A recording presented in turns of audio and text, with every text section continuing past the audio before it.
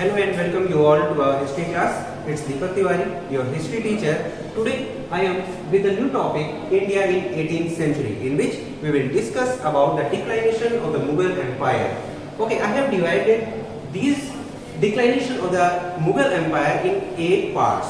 There are 8 causes, 8 reasons for their declination, and we will discuss it in this video or in topic. The first cause is the administrative and military factor. It is most probably more valuable and remarkable cause for the declination of Mughal Empire, in which the policies of Aurangzeb at that time was the kind that religious intolerance and Rajput policy. Okay, these are the two policies in which the religious, as we know, जो आपके औरंगजेब थे वो कहीं ना कहीं Indians जो थे उनके लिए इनटॉलरेटिव थे, इनटॉलरेंस उनका बिहेवियर था. आपने सुना होगा उन्होंने काफी मंदिर तोड़वाए. इसका ये असर हुआ कि जो राजपूत हुए, जो मराठास हो गए, जो जाट हो गए और सिख, ओके, इन्होंने क्या किया, इनके खिलाफ रेबिलियन छेड़ दिया, रिवॉल्ट कर दिया, और उसका असर ये हुआ कि ये पूरे के पूरे एम्पायर का डिक्लाइनेशन वहीं से स्टार्ट हो गया.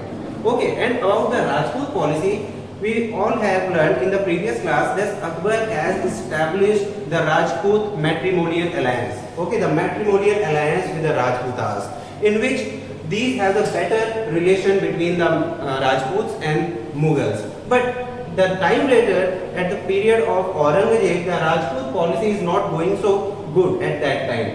In 1707, till the death of the Aurangzeb, after Mughals, the later Mughals have played an eminent role for the declination of the Mughal Empire. Now, the Deccan, the war between the Mughals and Marathas in the Deccan for the Deccan is also a reason for the declination. About the military factors, they haven't constructed the navy. आपको पता होगा कि इनके पास navy नहीं थी, Mughals के पास उनकी खुद की नेवी नहीं थी, and they were used the traditional warfare technologies and the weapons.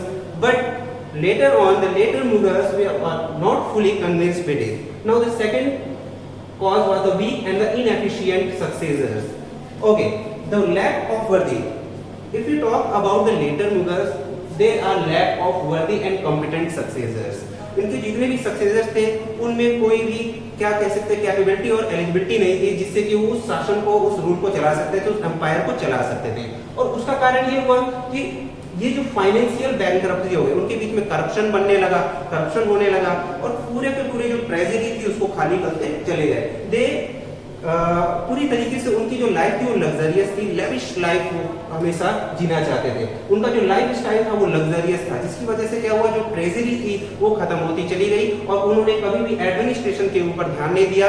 So they are incapable and inefficient successors that led to the financial bankruptcy of the Mughal Empire. उनका जो ट्रेजरी था वो पूरी तरीके से खाली होता चला गया.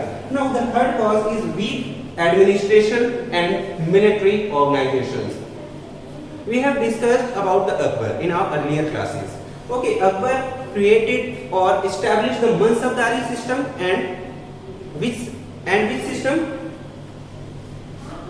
The Jagirdari system. Okay, you can comment in the comment section about the Mansabdari and the Jagirdari system in our video. Now, the Mansabdari system is a kind of system in which the Mansabdars have elected in the particular Mansabs, or they have given some piece of land at there. The Jagirs is known as. Okay, कुछ मनसबदारों को select किया जाता था और उनके under में कुछ army personnels को रखा जाता था, having the fixed army in lieu of the taxation or the Jagirs. तो हुआ क्या कि कुछ एक उस समय में औरंगजेब के पीरियड की अगर हम बात करें तो उसमें सपोज 1 किलोमीटर स्क्वायर का एरिया है, तो उसमें आपने एक मनसबदार को रखा, ठीक है, और उसके अंदर जितनी भी जागीर्स हैं उसमें वो वही कलेक्ट करेगा, जो रेवेन्यू होगा वही कलेक्ट करेगा, और उस रेवेन्यू कलेक्शन से वो अपने लोगों का, यानी उसकी जो आर्मी है उनके आर्मी पर्सन से उनको सैलरी प्रोवाइड करेगा और खुद की हाउस होल्ड चलाएगा. बट अगर औरंगजेब की बात करें तो औरंगजेब का जब टाइम आया तो ये मनसबदारी सिस्टम से पूरी तरीके से बहुत ज्यादा बढ़ गया, जिसकी वजह से क्या हुआ कि अभी तक जिस जागीर को केवल एक मनसब के बीच में रहना था, अब 1 किलोमीटर के एरिया में काफी सारे मनसब हो गए और उनके बीच में जो जागीर थी वो भी छोटी छोटी हो गई. तो जब जागीर छोटी छोटी हो गई तो उससे क्या हुआ कि वो जो कलेक्शन है रेवेन्यू का वो कम आने लगा, क्योंकि हमारे पास तो लैंड ही नहीं है, तो हम कितना कलेक्शन देंगे, हम कितना रेवेन्यू देंगे।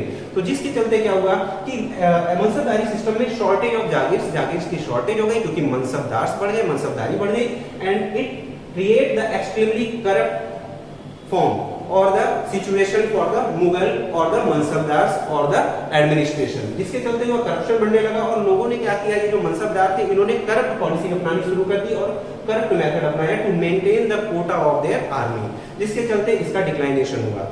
If we talk about the fourth cause, that is economic factor, it is also an important or the eminent factor for the declination. The first one is the stagnation, the problem of stagnation in the agricultural production. In the mid 18th century, under the rule of later Mughals, जो औरंगजेब के बाद में आए, actually 1707 में मुगल मरता है, वो क्या बोलते हैं उसे, औरंगजेब मरता है।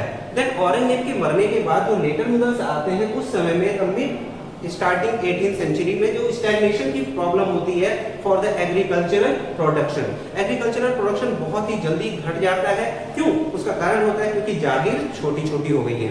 अब जब जागीर छोटी हो गई तो लोगों ने, ये जो पीजेंट्स थे, उन्होंने फार्मिंग करने से मना कर दिया, जिसकी वजह से जो फूड प्रोडक्शन हो गया वो डिक्रीज हो गया। अब thereafter acute shortage of jagirs would conducted after that the fight between the nobles। तो क्या हुआ, जो नॉबल्स थे उस पैलेस के या उस एम्पायर के, उनके बीच में जो प्रॉफिटेबल जागीर्स थे उसके लिए लड़ाइयाँ होने लगी। अब इसी के चलते क्या हुआ कि रेवेन्यू कलेक्शन जो हुआ वो ज्यादा लेने लगे मनसब या मनसबदार, तो पीजेंट्स ने देने से मना कर दिया, ठीक है, और एक रिबेलियन स्टार्ट हो गया, एक रिबेल स्टार्ट हो गया, and that has opposed the administration और द रेवेन्यू सिस्टम। देन ज्यादा रेवेन्यू कलेक्ट करने की कोशिश में ये हुआ कि उनको रेवेन्यू तो मिला नहीं, साथ साथ में जागीरें भी जाती रही। The violent uprising and the agrarian crisis was there. और क्या हुआ कि जो फार्मर्स थे वो बहुत ही वायलेंट हो गए और कई रिबेलियन उन्होंने स्टार्ट किया, साथ ही साथ में जो एग्रेरियन क्राइसिस हो गया, because at that time the economic activity, in the economic activities the agricultural production is the important activities at that time. Thereafter वहां पे क्या हुआ कि वायलेंट अपराइजिंग हुआ और एग्रेरियन क्राइसिस हो गया, यानी कि लोगों के पास खाना खाने तक के पैसे नहीं बचे। Then the war of succession. Look, if we talk about the war of succession, the first one is the absence of the definite law of succession। जैसे आज के समय में होता क्या है कि हमें अगर किसी भी रिप्रेजेंटेटिव को खड़ा करना है तो उसके लिए हम वोटिंग करवाते हैं। The voting would be conducted there for the definite law of succession, अगर किसी को सक्सीड करना है। But at that time there is the absent definite law, कोई भी ऐसा रूल नहीं था जिससे हम किसी को सक्सेशन पे बैठा पाए, थ्रोन पे बैठा पाए।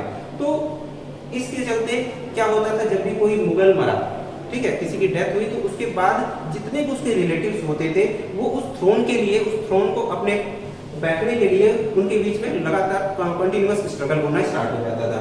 इन the war between the rival claimants, तो उस एक पार्टिकुलर थ्रोन के लिए इतने सारे रिलेटिव्स, यहाँ तक कि उनके जो नॉबल्स थे वो भी लड़ने लग जाते थे। क्यों? क्योंकि कोई रूल ही नहीं था। अगर हमने रूल बनाया होता या मुगलों ने रूल बनाया होता कि हाँ इसके बाद ये सक्सीड करेगा थ्रोन पे, तो ऐसा होता, लेकिन ऐसा कुछ भी नहीं था।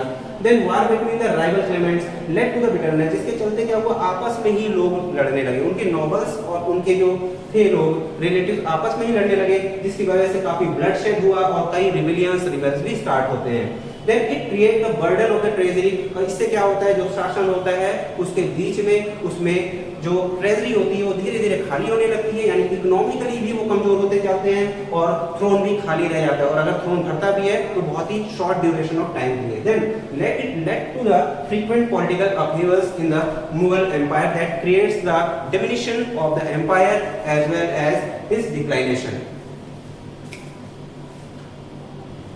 Now, the sixth cause for the declination of Mughal is the Mughal court politics। Actually क्या हो रहा था कि कोर्ट में ही अंदर ही पॉलिटिक्स चल रही थी। हम जानते हैं कि जो मुगल एम्पायर था is consistently based on the various groups in it. The first one is Turanis, the Iranis and the Afghans. जो तुरानीज थे वो आपके ट्रांसोक्सियाना से बिलोंग करते थे, वो वहां से आए थे, एंड द ईरानीज वो पर्सिया से आए थे, एंड अफगान जिसमें इंडियन मुस्लिम्स थे। तो इन तीनों ही ग्रुप्स जो मैंने अभी आपको बताया, इन तीनों ही ग्रुप्स को मिलाकर पूरा मुगल एम्पायर बना था, यानी कि जितने भी नॉबल्स थे वो इन तीनों से बिलोंग करते थे। And these groups are the suspicious and very jealous to each other and has consistently fight in the war for the succession or the throne for that one. Okay, बहुत ही ज्यादा jealous भावना थी इनके बीच में। That उसका क्या हुआ, इसके कारण क्या होता है कि जो मुगल एम्पायर होता है वो एमिनेंटली धीरे धीरे खत्म होता चला जाता है। This is not the Weeknd the administration, ये ना तो एडमिनिस्ट्रेशन खराब करता है बट इसके साथ साथ ये एक प्रेस्टीज जो होती है, जो अथॉरिटी होती है, सम्मान होता है, वो भी मुगल एम्पायर का खत्म कर देता है।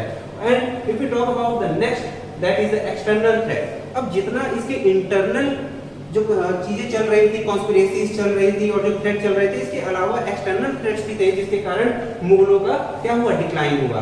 The first one is the Nadir Shah who was the ruler of Persia. ठीक है, नादिर शाह जो था वो पर्शिया का एक रूलर था और उसने इन्वेड किया दिल्ली में इन 1738 में। उसने दिल्ली में लूटपाट मचाई, प्लंडर्ड किया, ठीक है, लूटा उसने और काफी इन्वेड किया। जिसकी वजह से क्या अपने साथ बहुत ही ज्यादा इमेंस, बहुत ही ज्यादा carry away the immense treasury और द वेल्थ विद हिम। ठीक है, वो अपने साथ इन सारी चीजों को लेकर वो दिल्ली से बाहर चला गया, यानी वापस पर्शिया चला गया। अब वो कौन सी चीजें ले गया, उसने कोहिनूर का जो डायमंड था उस समय उसको ले गया। साथ ही साथ में आपने सुना होगा the jewel studded peacock throne of Shah Jahan. Shah Jahan का जो पीकॉक थ्रोन था जिसमें जेबल्स थे, स्टडेड थे, वो उसको भी लेकर चला गया। तो कह सकते हैं कि मुगलों की जो ट्रेजरी थी, काफी ज्यादा जो वेल्थ थी, वो नादिर शाह ने प्लंडर करके दिल्ली से लेकर चला गया। Now the second was the Ahmad Shah Abdali. Ahmad Shah Abdali जो था उसने इन्वेड किया इंडिया में for the 5 times between 1748 to 1761। Okay, he has invaded India 5 times between this period and the these kind of repeated raids and the invasions resulted the further weakening of the empire and threat to the empire and the empty treasury for the Mughal empire। As a result, अब उसके द्वारा क्या हुआ कि काफी सारे जो regional kingdoms थे उनको मौका मिल गया। उनके पास एक बहुत ही अच्छा मौका था अपने आप को आजाद घोषित करने का, इंडिपेंडेंट करने का। तो उसी पीरियड में, लेटर मुगल के पीरियड में, यानी 1707 के बाद क्या होने लगा कि जो वहां के रीजनल किंगडम्स थे, राजपूत के, अवध के, ठीक है, जो नवाब थे उन्होंने, और उसके साथ गवर्नर जो थे, और मराठास थे, और बंगाल और रोहिल्लास थे, ये सारी प्रेसिडेंसी जो थी उन्होंने अपने आप को इंडिपेंडेंट घोषित कर दिया।